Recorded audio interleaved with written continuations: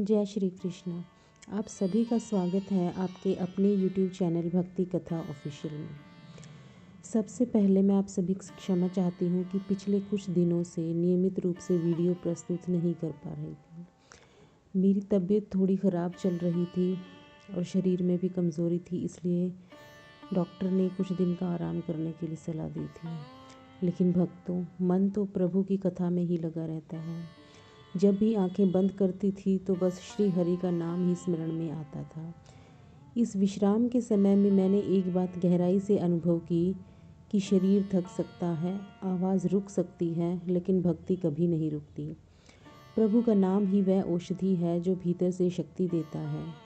शायद यह भी प्रभु की ही इच्छा थी कि थोड़ी देर रुककर और अधिक श्रद्धा व प्रेम के साथ पुनः कथा आरंभ की जाए।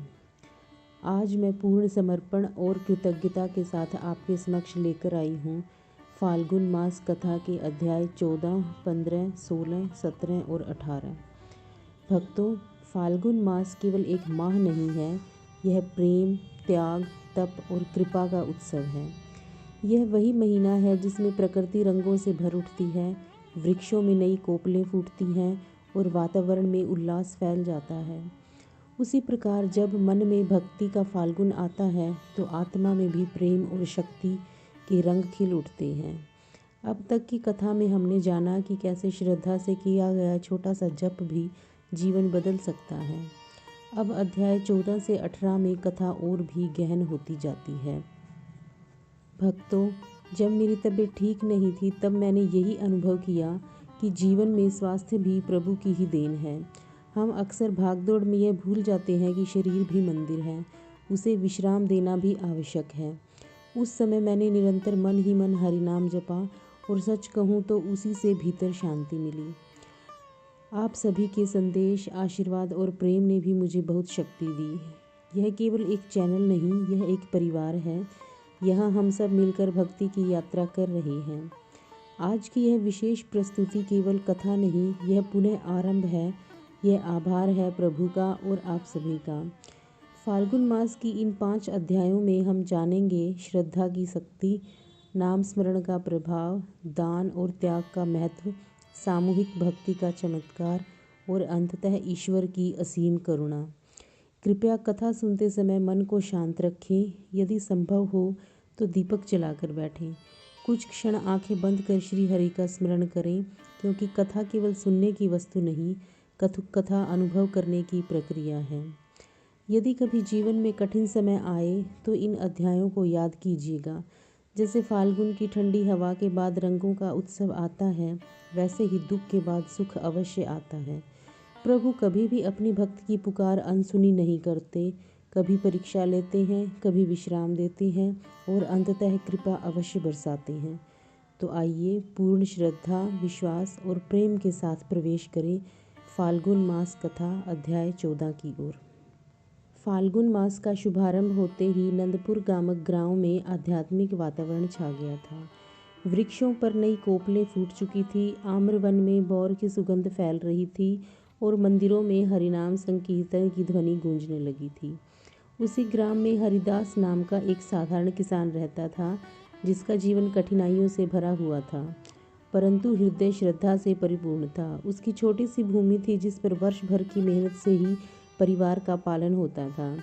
इस वर्ष अकाल के संकेत दिखाई दे रहे थे। बादल आते पर बरसते नहीं और खेत सूखने लगे थे। गांव के लोग चिंतित थे, पर हरिदास का विश्वास अडिग था। वह प्रतिदिन प्रातः ब्रह्म मुहूर्त में उठकर नदी तट पर स्नान करता, तुलसी को प्रणाम करता और हरे राम हरे कृष्ण का जप करता।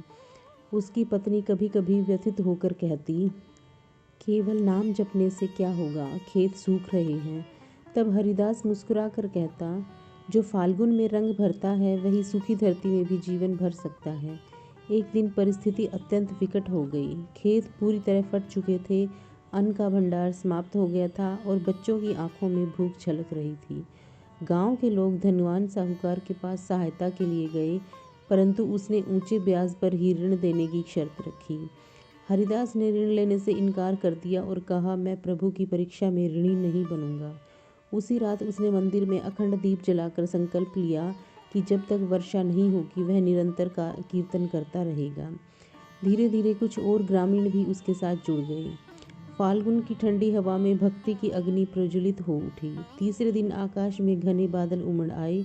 लोग आश्चर्य से देखने लगे। बिजली चमकी, गर्जन हुआ और फिर मूसलाधार वर्षा होने लगी। सूखी धरती तृप्त हो उठी, खेतों में जल भर गया, गांव में आनंद की लहर दौड़ गई। सभी ने हरिदास के चरण छू लिए, परंतु वह विनम्रता से बोला, यह मेरी नहीं, हरिनाम की शक्ति है। उसी क्षण मंदिर के गर्भगृह से दिव्य प्रकाश प्रकट हुआ, मानो स्वयं भगवान ने संकेत दिया हो कि जहाँ अटूट विश्वास है वहाँ कृपा अवश्य उतरती है। वर्षा के पश्चात ग्राम में समृद्धि लौट आई, परंतु इस घटना ने लोगों के हृदय को बदल दिया। जो पहले उपहास करते थे वे अब संकीर्तन में सम्मिलित होने लगे। साहूकार भी लज्जित हुआ और उसने बिना ब्याज की सहायता देने की घोषणा की। हरिदास ने कहा, सच्चा धन भक्ति है और सच्ची समृद्धि संतोष। फाल्गुन पूर्णिमा के दिन आया। पूरे ग्राम ने मिलकर होलिका दहन किया, पर इस बार केवल उत्सव नहीं था, यह विश्वास की विजय का पर्व था। होली के रंगों के साथ लोगों ने मन के अहंकार को भी जलाया। हरिदास ने सभा में कहा, जब संकट आता है तो वह हमें तोड़ने नहीं जोड़ने आता है। प्रभु चाहते हैं कि हम नाम में एक हों। उस दिन से नंदपुर में हर फाल्गुन मास अखंड कीर्तन की परंपरा शुरू हो गई। खेत लहलहाने लगे, पर उससे भी अधिक हृदय भरे हो गए। अध्याय 14 हमें यह सिखाता है कि विपत्ति विश्वास की परीक्षा है और जो इस परीक्षा में धैर्य रखता है वही कृपा का अधिकारी बनता है। फाल्गुन का संदेश यही है, सूखे मन में भी भक्ति की वर्षा हो सकती है यदि श्रद्धा अडिग हो। भक्तों, अब कथा एक नए मोड़ पर प्रवेश करती है। वर्षा के बाद आई समृद्धि ने नंदपुर में एक नई परीक्षा जन्म दी, त्याग और दान की परीक्षा। फाल्गुन के रंग केवल बाहरी नहीं भीतरी भी होते हैं। अगले अध्याय में हम जानेंगे कि सच्चा दान क्या है और कैसे प्रभु भक्त के हृदय से अहंकार का अंतिम आवरण भी हटा देते हैं। आइए प्रवेश करते हैं फाल्गुन मास कथा अध्याय 15 में। फाल्गुन की वर्षा के बाद नंदपुर ग्राम में ऐसी हरियाली छा गई कि दूर दूर तक खेत लहलहाने लगे।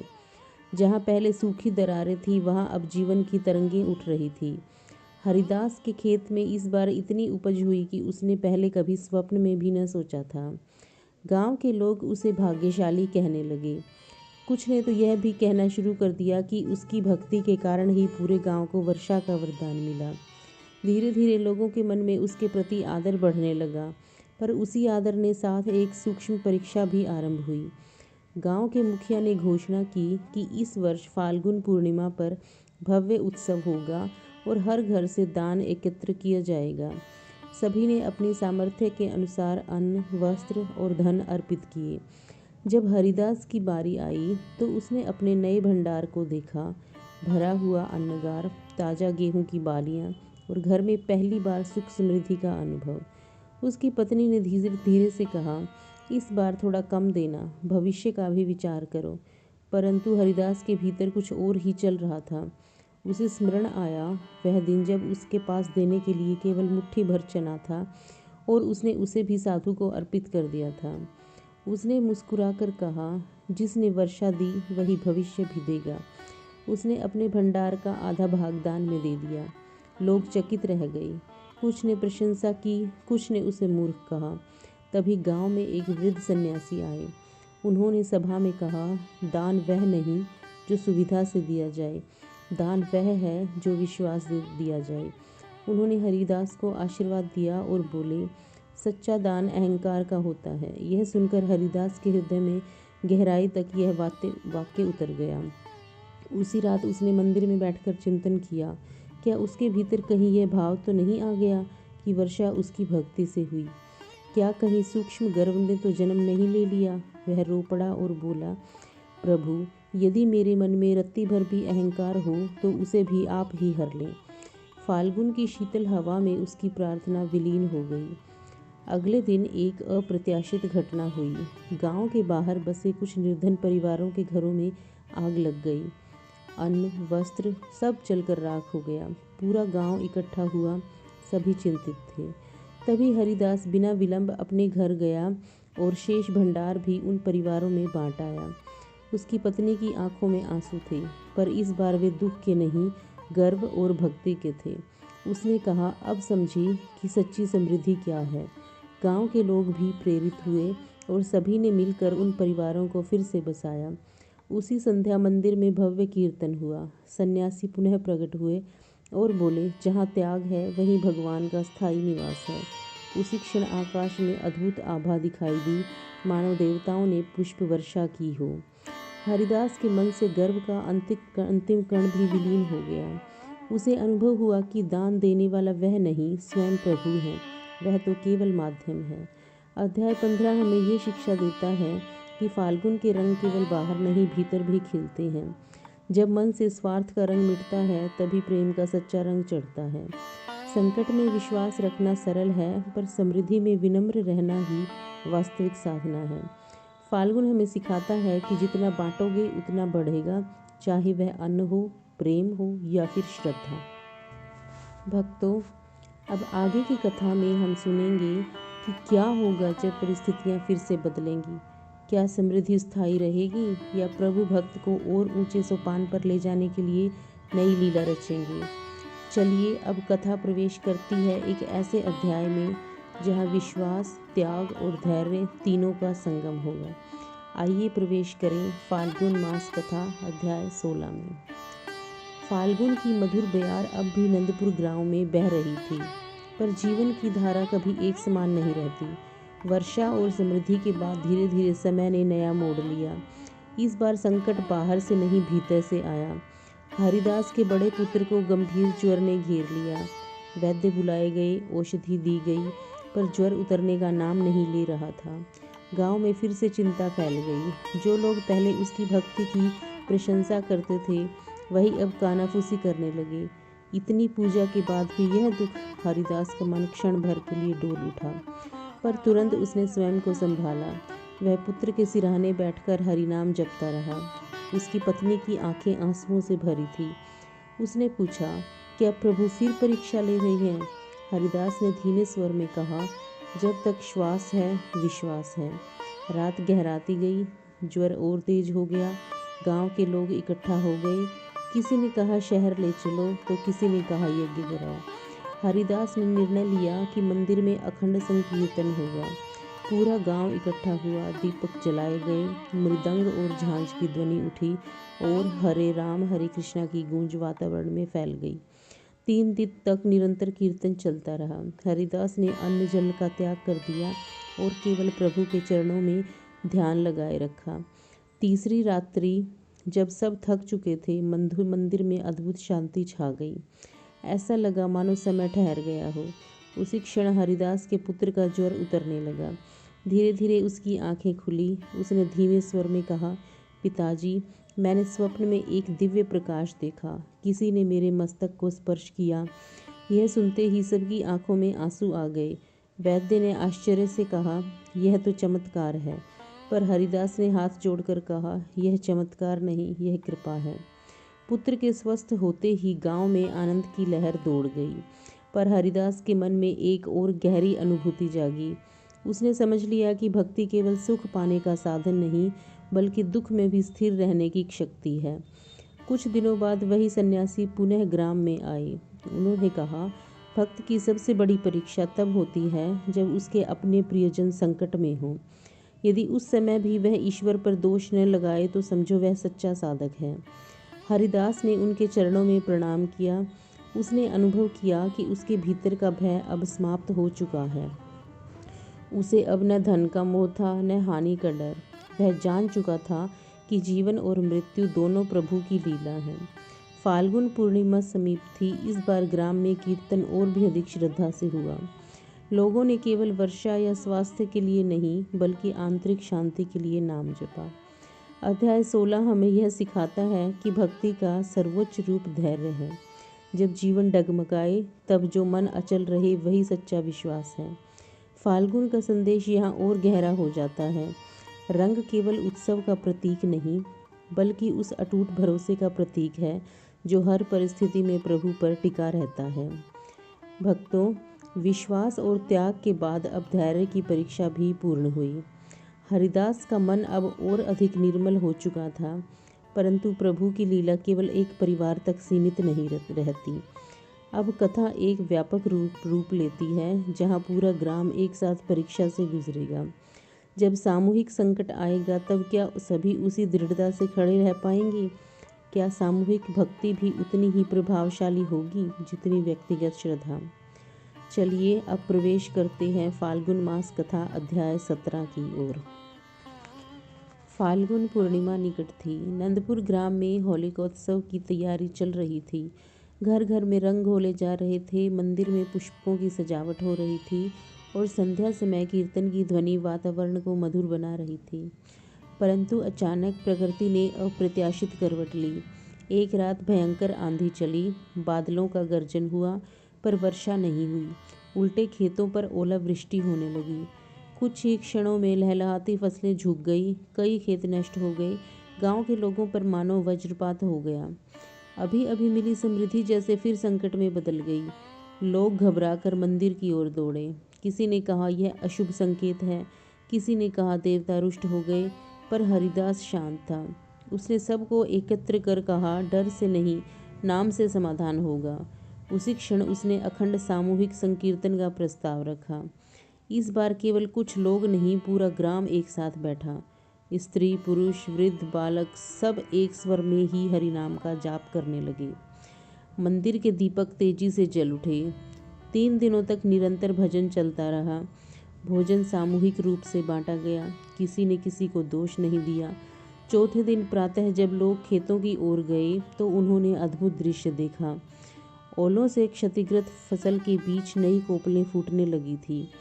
कुछ खेत पूरी तरह नष्ट नहीं हुए थे, बल्कि जितना अनुमान था उससे कहीं कम हानि हुई थी। किसानों ने राहत की सांस ली।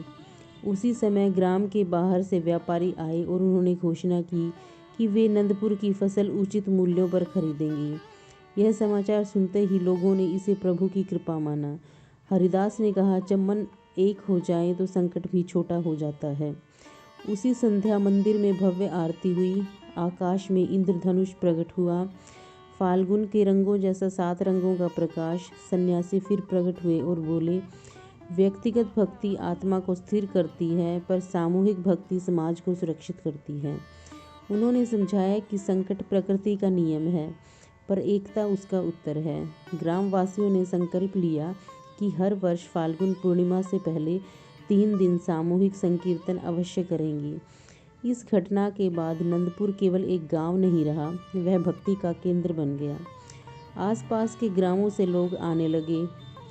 अध्याय 17 हमें यह सिखाता है कि जब समाज एकजुट होकर प्रभु का स्मरण करता है तो विपत्ति भी अवसर बन जाती है। फाल्गुन के रंग यहाँ एकता के प्रतीक बन गए। जैसे अलग अलग रंग मिलकर सुंदरता रचते हैं, वैसे ही अलग अलग मन मिलकर शक्ति बन जाते हैं। हरिदास ने अंत में कहा, हम सब अलग अलग दीपक हैं, पर जब एक साथ जलते हैं तो अंधकार कहीं टिक नहीं सकता। तो भक्तों, अब तक हमने विश्वास, त्याग, धैर्य और सामूहिक शक्ति का अनुभव तो कर लिया, परंतु भक्ति की यात्रा का अंतिम सोपान अभी शेष है। जब मन पूर्णतः निर्मल हो जाए, जब समाज एक हो जाए, तब प्रभु स्वयं अपने स्वरूप का अनुभव कराते हैं। अब कथा पहुंचती है उस अध्याय पर जहां भक्त और भगवान के बीच का अंतर मिटने लगता है। चलिए प्रवेश करते हैं फाल्गुन मास कथा अध्याय 18 की ओर। फाल्गुन पूर्णिमा की प्रभात बेला थी। नंदपुर ग्राम पर सुनहरी आभा छाई हुई थी। मंदिर के शिखर पर पहली किरण पड़ी तो ऐसा लगा मानो स्वयं प्रभु ने ग्राम को आशीर्वाद दिया हो। पिछले वर्षों के संकटों, परीक्षाओं और चमत्कारों ने ग्रामवासियों के हृदय को बदल दिया था। अब वे केवल वर्षा, अन्न या स्वास्थ्य के लिए नहीं, बल्कि आत्मिक शांति के लिए एकत्र होते थे। हरिदास भी अब पहले जैसा साधारण किसान ही था, पर उसके चेहरे पर अद्भुत तेज झलकता था। उस दिन उसने सबको बुलाकर कहा, आज हम केवल उत्सव नहीं मनाएंगे, आज हम अपने भीतर झांकेंगे।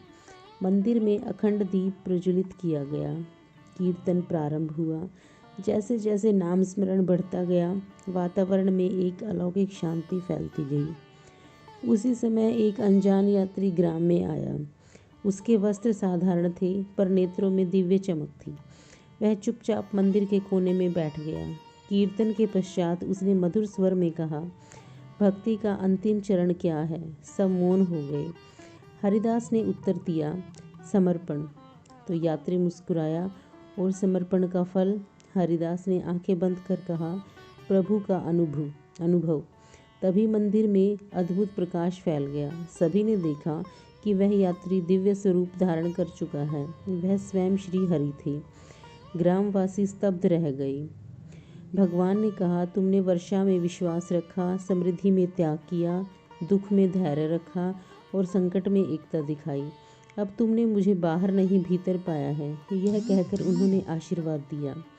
जहाँ ऐसे भाव रहेगा वहाँ मैं सदैव निवास करूँगा। प्रकाश धीरे धीरे विलीन हो गया, पर सबके हृदय में अमिट छाप छोड़ गया। उस दिव्य अनुभव के बाद नंदपुर का जीवन बदल गया। अब वहाँ कोई बड़ा छोटा नहीं रहा। साहूकार और किसान एक साथ बैठते, स्त्री पुरुष मिलकर कीर्तन करते और बच्चों को छोटी उम्र से ही नाम स्मरण सिखाया जाता। हरिदास ने अनुभव किया कि प्रभु का साक्षात्कार किसी चमत्कार का परिणाम नहीं, बल्कि निरंतर साधना का फल है। उसने सभा में कहा, हमने प्रभु को देखा नहीं, हमने उन्हें जिया है। फाल्गुन का उत्सव इस बार केवल रंगों तक सीमित नहीं रहा, यह आत्मा के विनिमिलन का उत्सव बन गया। लोग एक दूसरे पर रंग डालते समय कहते, यह प्रेम का रंग है जो कभी फीका नहीं पड़ेगा। अध्याय 18 हमें यह सिखाता है कि भक्ति का चरम बिंदु है एकत्व। जब भक्त और भगवान के बीच का भेद मिट जाता है, तब हर क्षण पूजा बन जाता है। फाल्गुन का अंतिम संदेश यही है कि जीवन स्वयं एक उत्सव है। यदि उसमें श्रद्धा का रंग घुल जाता है, संकट आएंगे, सुख आएंगे, परिवर्तन होगा, पर यदि भीतर नाम की ज्योति जलती रहे तो मार्ग स्वयं प्रकाशित हो जाता है। भक्तों, इस प्रकार फाल्गुन मास की कथा अध्याय 14 से 18 तक की कथा पूर्ण होती है। विश्वास से आरंभ होकर त्याग, धैर्य, एकता और अंततः दिव्य अनुभव तक पहुंचती हुई। यदि इस कथा ने आपके हृदय को स्पर्श किया हो तो कमेंट में अवश्य लिखें, जय श्री राधे कृष्णा। आप सुन रहे हैं भक्ति कथा ऑफिशियल। भक्ति की इस यात्रा में साथ बने रहिए और हमारे चैनल को लाइक, शेयर और सब्सक्राइब अवश्य कीजिए। जय श्री कृष्ण।